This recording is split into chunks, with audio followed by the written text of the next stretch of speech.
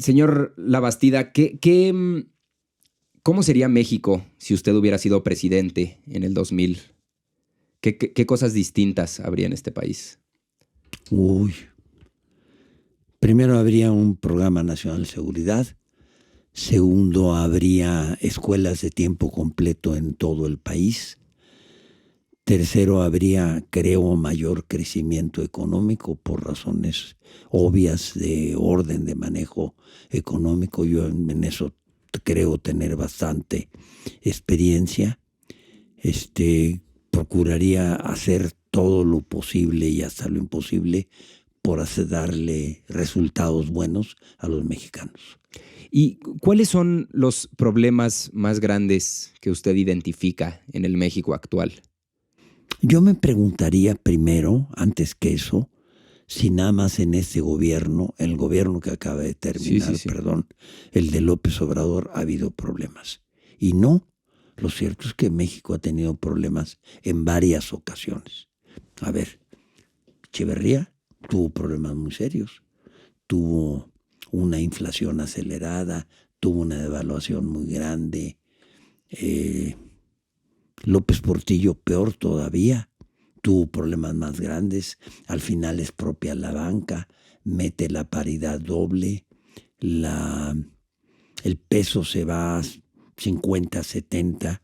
Y yo me acuerdo que le hice el estudio a Miguel de la Madrid y él fue el que adoptó. Y el primer año de Miguel de la Madrid, el costo menor era perder 500,000 empleos. Y teníamos el riesgo de perder 1,5 millones de empleos. O sea, había que tomar decisiones muy amargas, muy dolorosas, pero que implicaban un mal mayor, lo que se llama en economía una crisis sistémica. Hemos tenido problemas en otras épocas, sí, con Peña, un gobierno con mucha gente corrupta, hubo un gobierno muy superficial. Yo digo que eso está provocado y generado por el excesivo poder que los presidentes de la República tienen. Y eso está demostrado con el anterior presidente, con López Obrador, perdón. ¿Qué ocurrió con López Obrador? Concentró poderes y terminó con una extraordinaria popularidad. Pero la pregunta es, ¿todo salió bien en el país? Pues yo haría una evaluación lo más objetiva posible. Creció la economía 0.8%, es decir, abajo del crecimiento demográfico. Quiere decir, no fueron solo 6 años perdidos. El nivel de vida de los mexicanos es hoy 2017. O sea, retrocedimos un año. Y en seguridad pública, ¿cómo estuvo? Hubo del orden de 250,000 homicidios entre los homicidios reconocidos y los homicidios de la gente que fue perdida o que no la encuentran, pero que está muerta lamentablemente, dolorosamente. ¿Y manejó bien la seguridad pública? No, de forma terrible. Hubo cerca de 300,000 muertos de más de los que debía de haber ocurrido si hubiera sido bien manejada la función de la salud pública y no como la manejó López-Gatell. Durante la pandemia. Durante la pandemia. Y el estudio hecho por los médicos más respetados en esta materia. En materia de educación estuvimos bien, estuvo de la patada. Convirtieron la educación en una especie de centros de adoctrinamiento en lugar de ser un lugar en donde enseñen a la gente a pensar y a aprender. Hicieron un centro de adoctrinamiento. Redujeron el libro de matemáticas de 20 y tantas páginas, de 220 páginas a 20 y tantas páginas. Las pruebas que se han hecho sobre la calidad del sistema educativo son terribles. Menos de la mitad de la gente entiende lo que lee. Menos de la mitad de la gente terminando la primaria, sabe hacer las operaciones aritméticas fundamentales: sumar, restar, dividir, multiplicar. Y menos de la mitad de la gente sabe con lo que son los principios científicos básicos. Entonces el sistema educativo es un desastre. La infraestructura, terrible. Las obras faraónicas que hizo la presa, la refinería Dos Bocas, terrible. Es decir, ¿cuándo se va a terminar? Nadie lo sabe. Le falta energía eléctrica, le faltan tubos para sacar los productos o ferrocarriles para sacar la producción. Está inconectada la planta. Costó más de 3 veces lo que tenían proyectado. El ferrocarril, el Tren Maya, costó también 3 veces más de lo que tenían proyectado. Se calculó en 120,000 millones de pesos y va a costar más de 500,000 millones de pesos. Y no van a servir ni siquiera para obtener los costos de operación. O sea, van a requerir un subsidio para que pueda seguir funcionando, independientemente de que no van a transportar a nadie. Y lo mismo la cancelación del tren, del aeropuerto de la Ciudad de México y la construcción del AIFA, del aeropuerto Felipe Ángeles, que es uno de los actos irracionales de este gobierno. Entonces el resultado final es que tuvo muy, muy mal resultado, y mantiene una popularidad extraordinariamente alta. ¿Y por qué es eso? ¿Por qué mantiene esa popularidad? Yo creo que es una mezcla. Primero, es un mago, es un experto en contar mentiras. Cerca de 60 mentiras por día le han contabilizado. Y segundo, en engañar y manipular a la gente. Elemento principal. Segundo, repartió 30 y tantos millones de apoyos sociales. Se lo repartió, por cierto, a toda la población, O sea, una gente como Carlos Slim lo puede recibir. Unos parientes y amigos míos que no tienen ninguna necesidad, lo reciben. Uh-huh. Y yo le pregunto, oye, ¿eso es inmoral? Sí, pero yo lo recibo.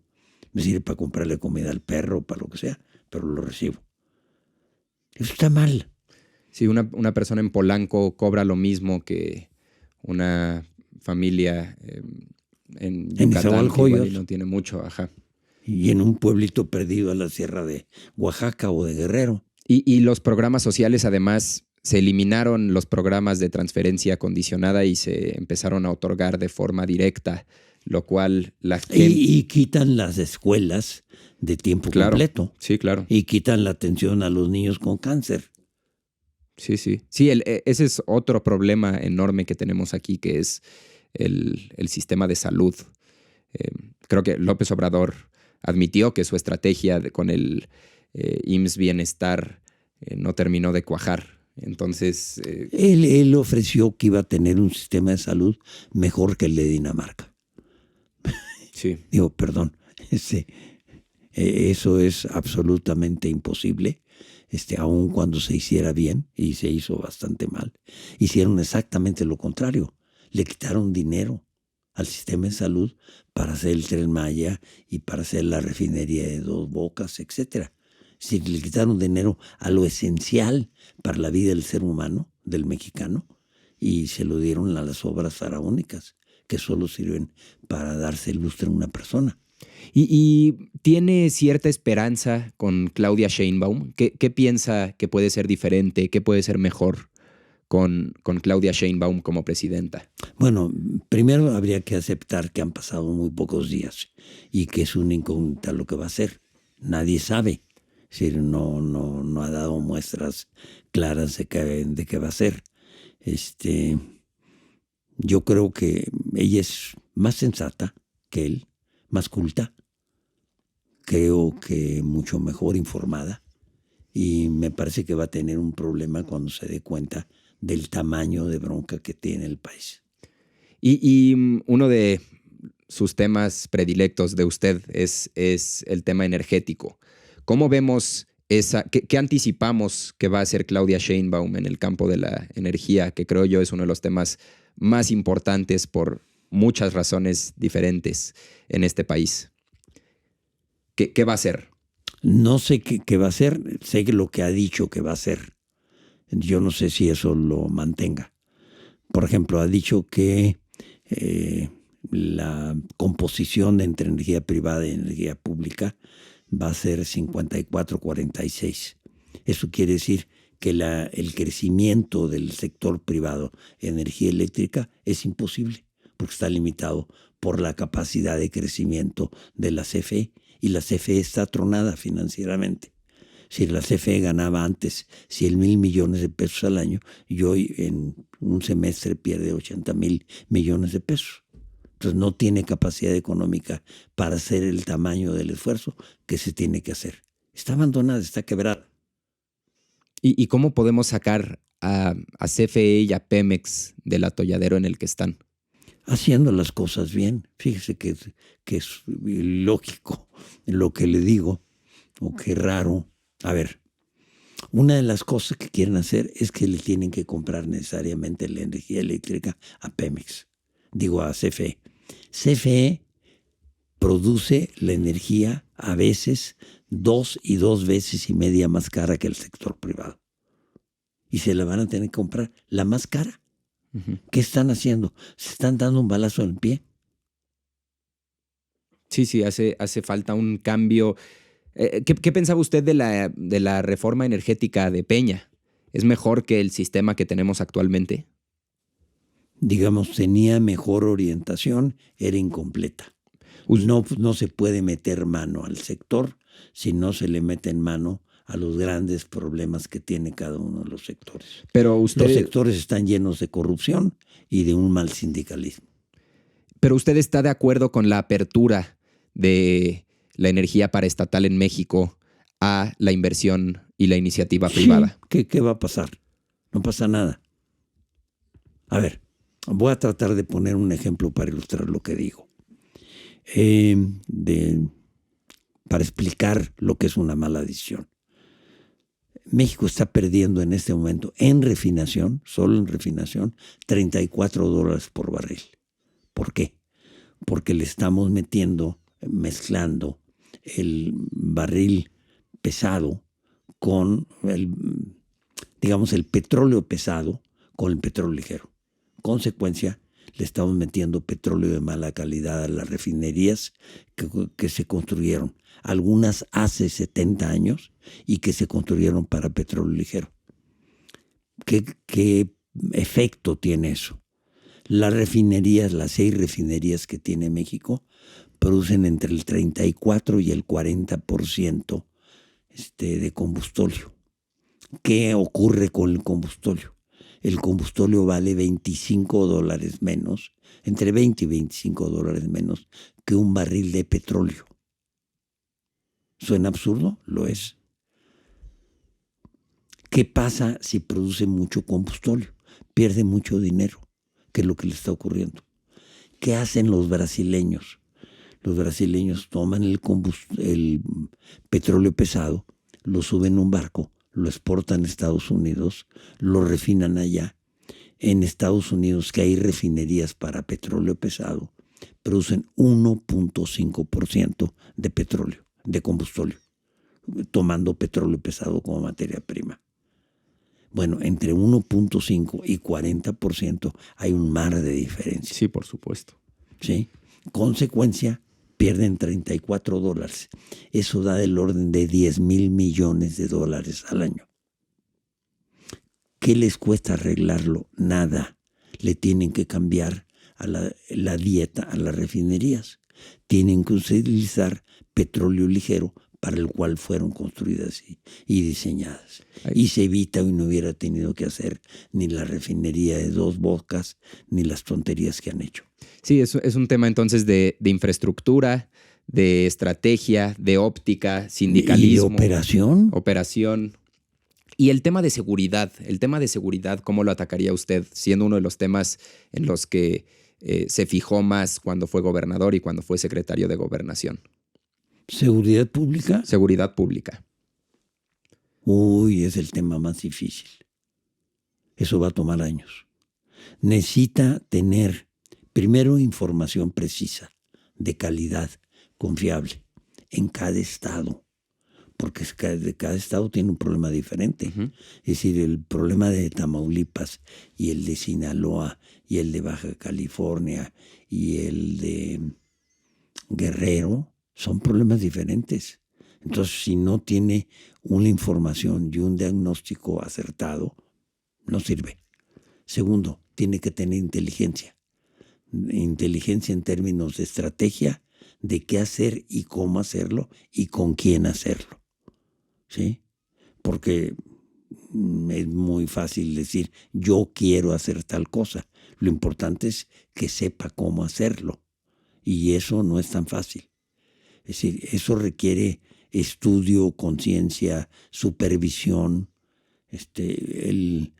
La seguridad pública es, en mi opinión, una especie como de cadena, con muchos eslabones.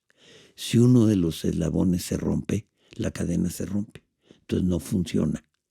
Si funcionan mal las cárceles, si funciona mal la seguridad, la información, si funciona mal la inteligencia, si funciona mal la capacitación y la honestidad de los cuerpos que se deben encargar de aplicar la seguridad, si está corrupto el sistema o no está completo. Le voy a poner un ejemplo de lo que es no completo. No tenemos personal auxiliar. Se había enterado, salió en el periódico, que en Guadalajara, la segunda ciudad en términos de habitantes de la ciudad de México,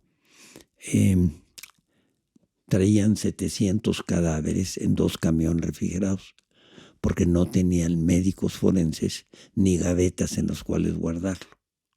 ¿Qué quiere decir eso? Que no tenemos en las 30 especialidades más connotadas de seguridad pública, balística, medicina forense, etcétera, no tenemos personal suficiente, porque le quitaron dinero a seguridad pública. Parte de las cosas que hicieron es quitarle dinero a seguridad pública para metérselo a las obras faraónicas como el Tren Maya y el Dos Bocas. Resultado, la seguridad se fue al diablo. Y, por ejemplo, obras como el Tren Maya, como Dos Bocas, como el Tren del Istmo de Tehuantepec, ¿a usted esas obras no le convencen? ¿Pero no le convencen por sí mismas o por la cantidad de presupuesto que tuvo que ser trasladado de otras partes y de otras problemáticas e inyectado a estas obras? Hay un elemento fundamental en la evaluación de proyectos. Lo que usted tiene que hacer es que los beneficios económicos, financieros o sociales de los proyectos superen el costo de hacer el proyecto. Y ninguno de estos proyectos es suficiente. Es decir, no tienen ni siquiera dinero para operar sin subsidio. Tienen déficit financiero, de operación. Ya no diga que va a recuperar la inversión. La inversión es inversión perdida. Pero ni siquiera van a recuperar la inversión. Van a tener que meterle subsidio a la operación. ¿Y qué piensa usted sobre los temas legislativos recientes? La aprobación de la reforma al Poder Judicial, la aprobación del traslado de la Guardia Nacional desde la Secretaría de Seguridad hacia la Sedena, esta nueva reforma energética que se está planteando. ¿Qué piensa usted de todo eso? Está perfectamente mal hecha.